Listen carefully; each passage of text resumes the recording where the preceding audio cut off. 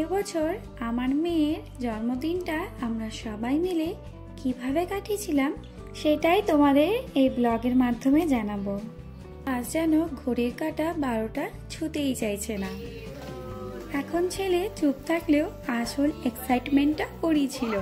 রাত্রি 12টা পর্যন্ত ও জেগেছিল, এমনকি আমিও ঘুমিয়ে পড়েছিলাম আর ও আমার সঙ্গে কয়েকটা বেলুনও ফোলাতে সাহায্য করেছিল।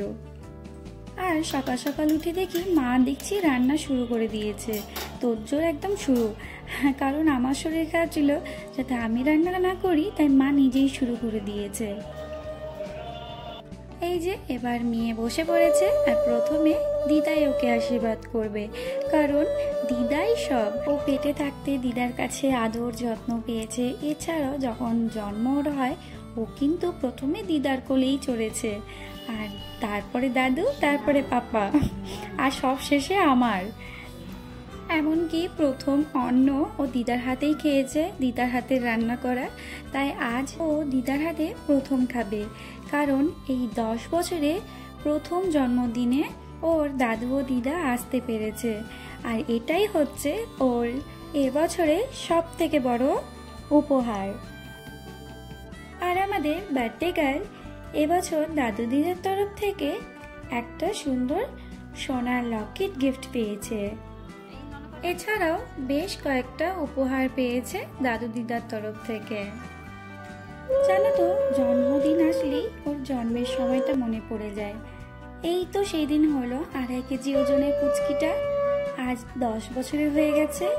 আর সে ছোটবেলায় দাদুর কোলে ঘুরে বেড়াতো দিব্যি সুন্দর, মাঝে মাঝে দাদু পরিষ্কারও করে দিত।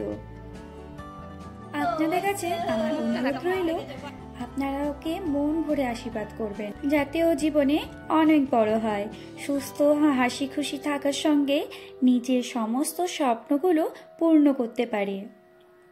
দিদির জন্মদিনে দিদার তরফ থেকে পাওয়া নতুন কাঁসার থালাবাটি গ্লাসে আজ গোপুসোনা খেতে বসেছে। এখন বিকেল হয়ে গেছে আর মা এদিকে বেলুন ফোলানো শুরু করে দিয়েছে, আর আমি বাড়ির বাচ্চাগুলোর সঙ্গে একটা ছোট্ট ভিডিও করে নিচ্ছিলাম। এখন সন্ধে হয়ে গেছে আর আপনারাও দেখতে পাচ্ছেন মেয়ে এখন কেক কাটতে শুরু করে দিয়েছে, আর মেয়ের পাশে দিদাও বসে আছে। দাদুকেও বলেছিলাম, তবে বাবা লজ্জা করে আর বসেনি। কেক কাটিং হয়ে যাওয়ার পরে খাওয়া দাওয়া সম্পন্ন করে বাড়ির সব বাচ্চারা মিলে নাচ গান খেলাধুলো করে ওর জন্মদিনটাকে আরো বেশি করে স্পেশাল বানিয়ে দিয়েছে। আজকের ব্লগটি এখানে শেষ করার আগে আপনাদের দেখিয়ে দিই আমরা দুই রাজকন্যা কোন রাজার রাজত্বে বাস করি।